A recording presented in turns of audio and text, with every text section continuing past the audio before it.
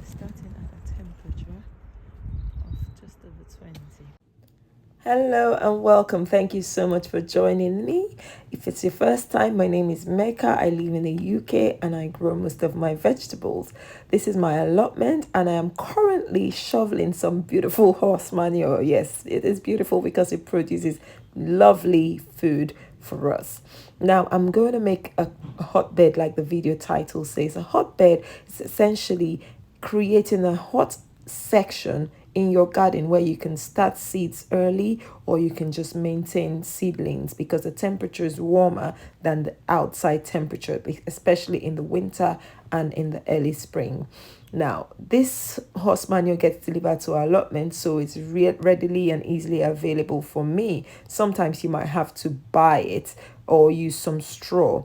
This is a lot of horse manure. In this little compost bay, we've put over 20 barrels, and actually we had a little bit of compost at the bottom, like old wood plant cuttings and things. Now we need to press this in because we want to get rid of every form of air pockets. The air pockets are not ideal because we want this thing to generate enough heat in 7 days that will help start our seedlings.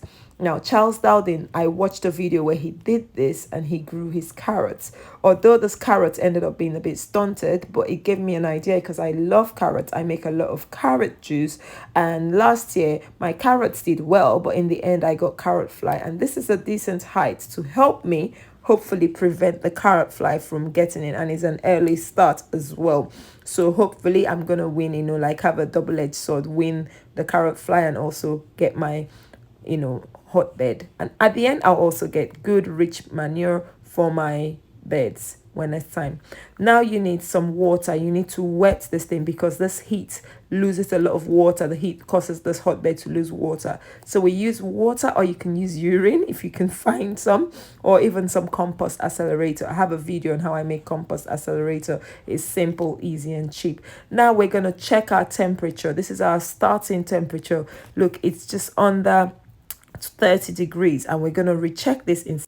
It's 24 hours later and our temperature is nearly hitting the 40 degrees mark, and at 48 hours later I got a temperature of 70 degrees. This is the first time I have seen compost this hot, my compost. Just to put it in context, this is the soil temperature is below 10 degrees, and that is just next to the compost heap, putting it back into the compost. And this is actually 2 weeks later, our temperature was still above 60 degrees Celsius. This is good hot compost that destroys pathogens, weed seeds, and it's beneficial to our compost heap. It speeds up the process basically. So this is what I will be doing from now on, making sure I have a hot compost at the allotment because we have a lot of horse manure as well. At home I have cold compost, but at the plots it's going to be hot compost moving forward.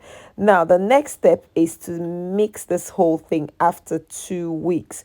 I wanted to speed this process up, and I also wanted to plant some carrots, so I mixed and just tried to stir the thing up with a compost stirrer or aerator as they call it.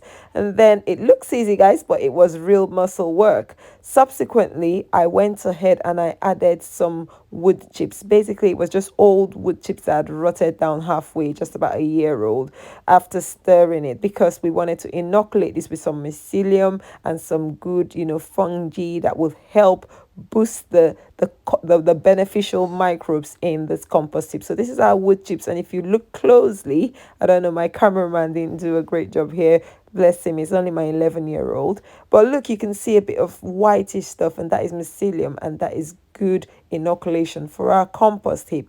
I put this wood chips in, and then the next thing I did was to add some rock dust. Now, guys, my neighbor came asking me, were we doing a BBC video? I said, yeah. Well, this is some rock dust, and it's so beneficial to your compost heap, and I had to get on this thing and turn it and also step on it to compress the compost and making sure everything is still hot. Now my young 9-year-old was helping me put the soil. We sieved the soil, double sieved soil, we just got from the plot. We dug a hole and got some soil, and we put about 10 inches here. And Now, I'm not compressing this compost or doing anything fancy. I'm just going to spread it thinly and plant my carrots on it.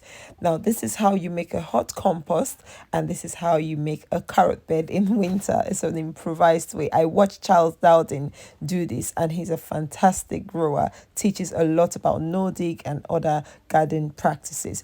Thank you guys so much, so much. If you've watched till this point, please like my video, share it, and subscribe if you haven't. Also turn on your notification bell. Bye.